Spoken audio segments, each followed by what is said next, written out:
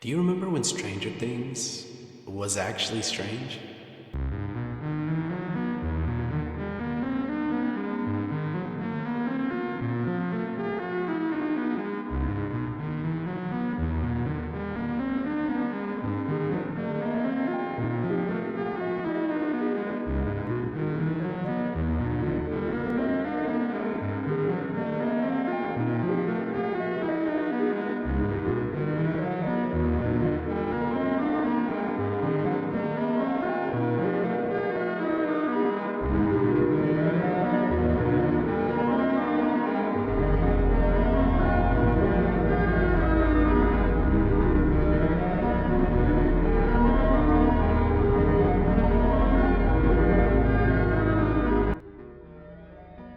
Now, as soon as season 5 had wrapped up, I thought of so many narrative fixes that really could help the story just be a little bit more climactic in its very final season, as it genuinely was a pretty underwhelming experience all the way through. And if you want to hear my rant and raving about how the season went, you can check that video out itself. But I really wanted to try and have fun and see if I could just restructure Stranger Things Season 5 to become a little bit more cohesive. And while it was easy to kind of move some of the pieces on the board around and sort of give it a new flavor or style, after some food poisoning and some self-reflection, I realized I just wasn't having fun working on this project. In retrospect, it feels like all of season 5 felt more like a first or second draft of the story when, had they just done a third or fourth draft, they could have fine-tuned so many things and maybe revised so many moments. With that being said, I was struggling to decide what my next video should be, whether I should make a video on Dark or make a video on Stranger Things. I even put a poll up asking you guys what you would want to see personally.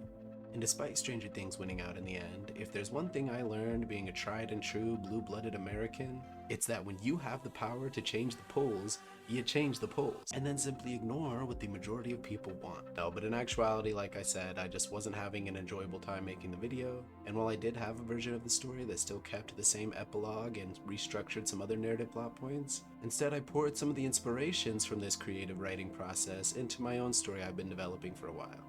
But that's a story for a whole nother day. But this did bring me down a path in indulging what the original show's premise was supposed to be. For those who don't know, Stranger Things is based off of real-life alleged experiments revolving around the MK Ultra project or the Montauk project. From the lab experiments in the hopes of creating a kid with telepathic powers, to inducing people with drugs, and potentially even having subjects be capable of manifesting materials out of nowhere, and apparently culminating in a other-dimensional creature breaking out in the facility and shutting the whole project in Montauk down. And perhaps it was just in Montauk and the project continued elsewhere throughout America or even the world. And while there has been evidence to suggest these experiments really did go down, there's not necessarily any proof they were successful in replicating these sort of powers and or summoning other dimensional creatures. There's many great videos online breaking down the Montauk project as a whole, and if you check the comment section, I left a link to a few of those. But had the series had actually embraced its darker tones and sci-fi aspects, then I feel like it could have walked away from a series that came down as one of the greatest of all time. And while in the real world, Stranger Things took a sharp turn in season 3 towards the more action Marvel hero type of genre, the original premise for the show was going to be based in Montauk and following similar characters, maybe with different placements, dealing with this experiment that's going on within their town and releasing paranormal activity. From the lab experiments like 11 to the strange frequencies that go on around town and cause different things, we could have had a show with a dark core sci-fi element akin to something like Pluribus or Severance. Just like in Stranger Things, the town would harbor a gate to this other dimension, and throughout the story, this gate would slowly spread across town. And with it spreading, we'd get more and more paranormal activity, like characters seeing otherworldly creatures, fungus growing everywhere, gravitational anomalies messing with the environment, and an escalating number of vanishings. This would eventually leave the town to almost resemble a ghost town, which if you think about it, Stranger Things 5 kinda did, but the characters were more just missing rather than actually had a reason to be disappeared. Seriously, none of the townsfolk appeared until the very epilogue of the entire story. The only clue we have as to the town's response to all of this is Vicky and not believing Robin. And while there still were some very solid moments throughout Stranger Things Season 5, I would have preferred if they showed us a bit more of the town's response to all this. I would have preferred if the series focused on characters tampering with a paranormal power they really shouldn't be, and actually reaping the consequences. I would have preferred a story that balances nostalgia and lighthearted moments with its more sci-fi and dark undertones. I would have preferred a story that was planned out from the beginning and stuck to its guns. And with all these preferences laid out on the table, I guess I really just would have preferred Netflix's other hidden gem of a series. That of course being Dark.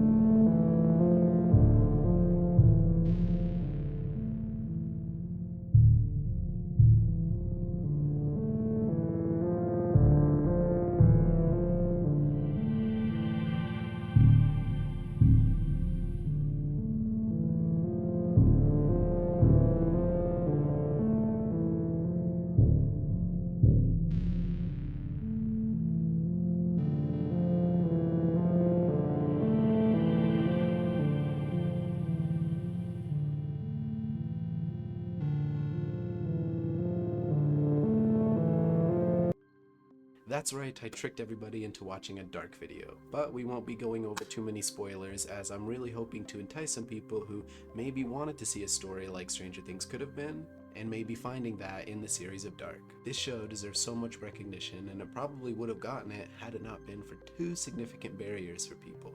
One, the show was in German, which didn't necessarily bother me, but I could see how it could be a barrier for a lot of people. And while some can't get past the English dub of some shows, most Western audiences, I guess, have a harder time getting into German shows than that of a Japanese anime.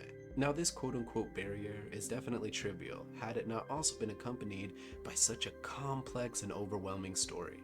That's right, since the story has so many characters and a fully planned out narrative from beginning to end, you get a lot of references to things you're just not meant to understand quite yet. Whether it be important plot pieces that we have yet to discover, or just be trying to keep up with the many lineages and character names that you have to follow and understand. What really got me was all the references to other names and character families that I just really didn't fully understand yet. Even by the end of the entire third season, I still had to go back and look at a family tree to really pick up where each character fit into this ginormous and intricate puzzle. But that leads to my biggest point. Think about Stranger Things and how deep down the rabbit hole fans went in trying to piece together Conformity Gate or even just the final season as a whole. Heck, you could look at some theory videos on my channel and look at some of the comments down below, and a lot of people overanalyze Stranger Things to the point where they almost look insane, myself included. But while Stranger Things didn't live up to that hype, I promise Dark does. You're looking for a show where every tiny minute detail actually counts and is carefully crafted to lead into something bigger, where every single moment is vital and actually important into the overarching story? Well, there's only two shows I can think of that have successfully done that all the way through, that being both Attack on Titan, which I'll save for another video, and the series of Dark.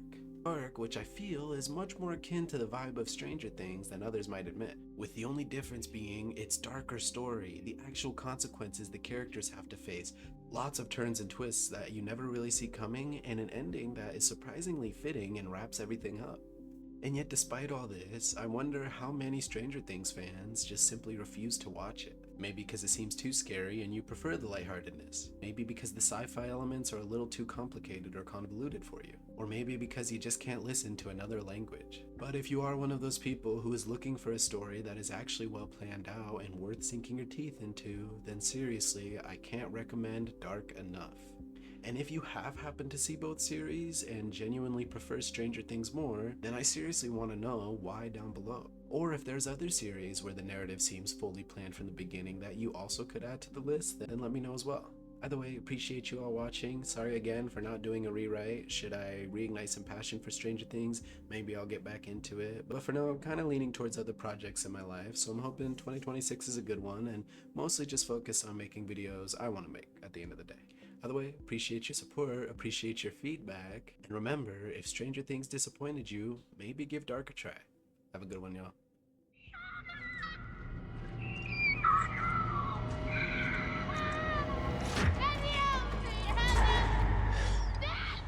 You sure about this? No.